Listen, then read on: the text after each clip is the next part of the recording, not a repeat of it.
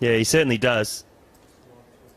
And it's events like those big high-stakes cash games and all the action that surrounds the Aussie Millions that really keeps these high-stakes players coming back year after year.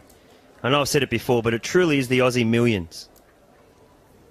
There's just so much money every January that comes in.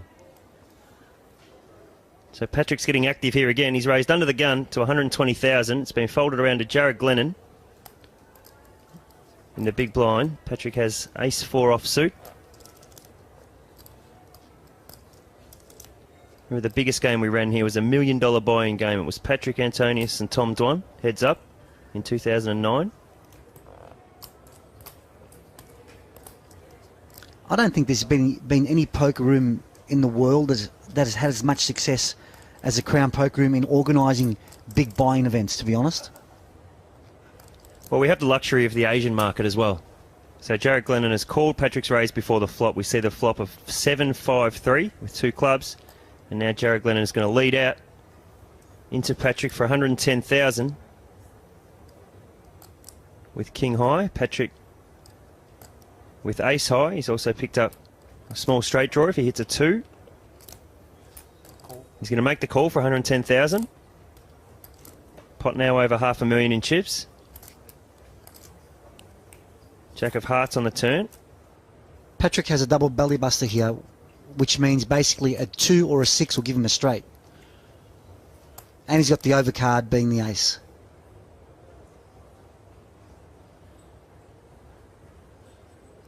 Looks like Jared's going to fire another bullet.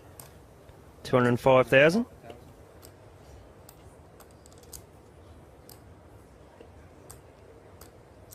Antonius looks like he's a non-believer here. He may just call. He knows he's got outs. He may think his ace high is good. And also, too, he may be just floating here and maybe take the hand on the river if a flush card comes off, and then he can represent the flush. Well, there it is. The 2 of clubs. It completes Patrick's straight, but now also looks to complete a flush. Check. Jared Glennon checks. I'd expect Patrik to bet here 100% of the time. What sort of bet size are we looking for? I would say 450, 500 maybe. 525 looks to be the bet. That's right on. He wants to get paid. And the problem here that Jared Glennon has is that he knows that Patrik is capable of representing the flush if it comes off. So he could think he's bluffing. But he has nothing except king high here. It would be an incredible call by Jared, but it would be wrong. Jared lays it down, so Patrik Antonius is going to pick that up. And every year the Aussie Millions gets some interesting characters that come out. This year, we were fortunate enough to have Nate Silver from the US visit and play in the Aussie Millions main event. Of course, he became most famous. And he'll fold the 6-7 offsuit. Joker Brett gets out of the way, nursing that short stack. Mervyn Chan. He's been quiet of late, hasn't he? Raised to 130. He has, picking his spots. So he's raised it up here to 130. He's found a pair of aces. 2 black aces. No need to be quiet with a pair of aces, surely. No. Aces put smiles on faces. Patrick's going to make the call from the big blind with 5-8 of spades, and we'll see the flop. 5-7 jack. So Patrick's hit a pair of 5s and checked. But this man, Mervyn Chan, with 2 black aces. Let's see what he does here.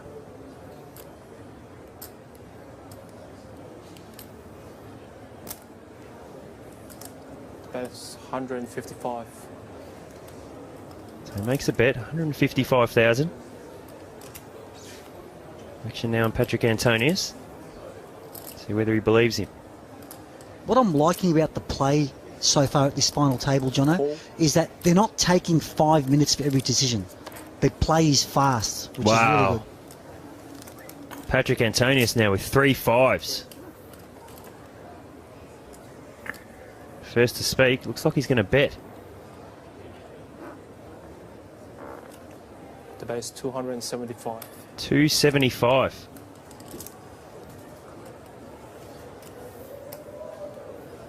That's a good bet by Patrik Antonius there. In my opinion, Chan should just call here. Shouldn't get too cute and put too many chips in the pot. Should just call and see the river card. And if Patrick's bluffing, then he's caught him. If he isn't, he loses the minimum. So Mervyn Chan does exactly that and calls. The river card's the 10 of hearts. Mervyn Chan's still with the aces. He's got aces and fives, 2 pairs. Patrik Antonius with 3 fives. Patrik Antonius going to make a big bet. 625. 625,000. I can't see how Chan can fold here unless he's got a really good read on Patrik. I think Patrik has played it perfectly and Chan has lost the minimum. But he has to call. Okay. And shows him the bad news. Fives. Patrik Antonius going to pick up a nice pot there. Just under 2.5 million in chips. Mervyn Chan took a little hit.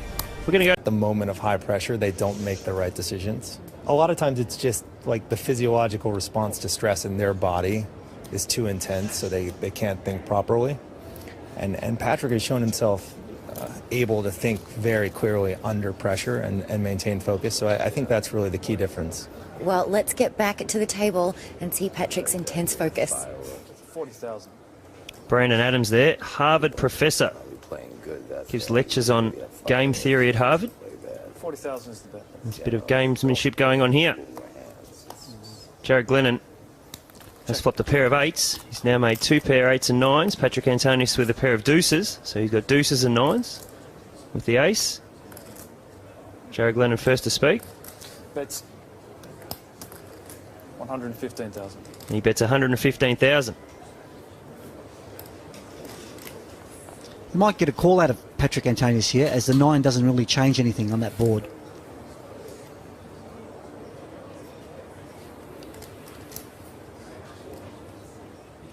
Looks like you may be right. Cool. So Patrik makes the call.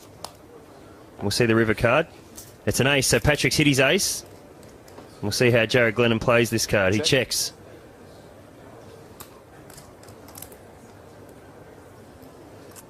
What's the right size bet in this situation?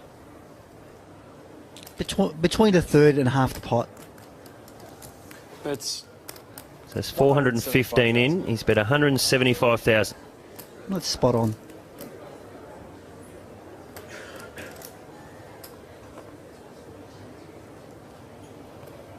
It screams value bet. Call. And he gets called. 2 pair. Aces and 9s. So Patrik slowly chipping back up. Blinds still at 50 and 100,000. A lot of play left here, Jono. Raise. A lot of play. 200,000. Joker Brett now with the raise to 200,000 from the button. Cool. Mervyn Chan will fold the small blind. Patrik Antonius makes the call. Heads up. Joker Brett with the Queen 4 of spades. Patrik Antonius with the 9-10 of diamonds. So Patrick's flopped the diamond draw here. King 3-8 with 2 diamonds, and he's hit it on the turn. Patrik Antonius now with a flush. Joker Brett with a pair of queens. So after the action on the flop, Joker Brett might think his queens are good.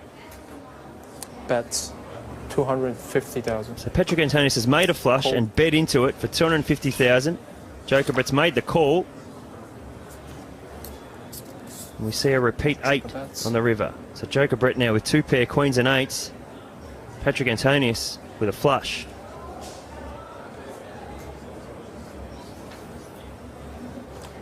Bets 500,000. So Patrick's led out here for $500,000 in chips. Action will be on Joker Brett.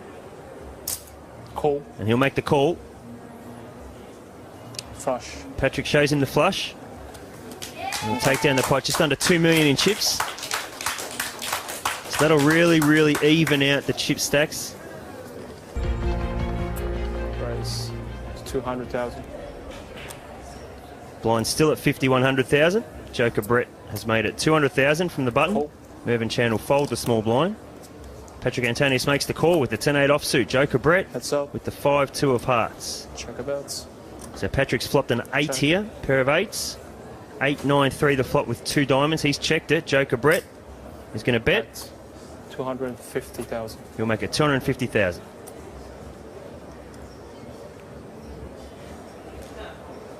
These players have definitely kept that small ball play happening where they're trying to keep the pot small by betting small amounts and not bloating the pot. Check. Check. So both players have checked the turn. We'll see the river card. Check a bet. Actions on Patrik Antonius. He's checked. Check.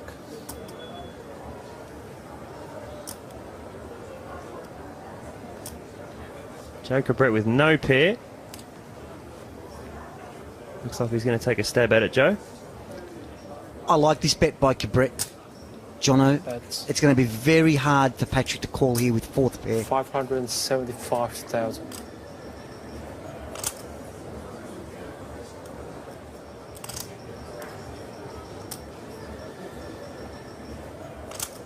But if anybody can call, it's Patrik. What do we make of Joker Brett's body language there? He won't look at Patrik. Well, Joe's sitting perfectly still, trying to control his breathing. He's holding his chin up. He doesn't want to look at Patrik. Patrik's getting the stare down.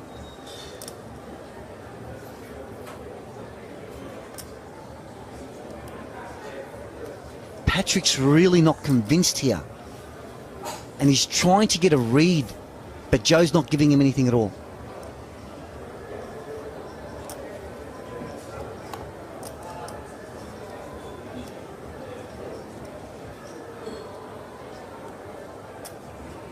Okay, now he's thinking back. How did Cabret act in previous times when he was bluffing? How did he act when he had it? Does it make sense that he can make that sort of bet on the river here?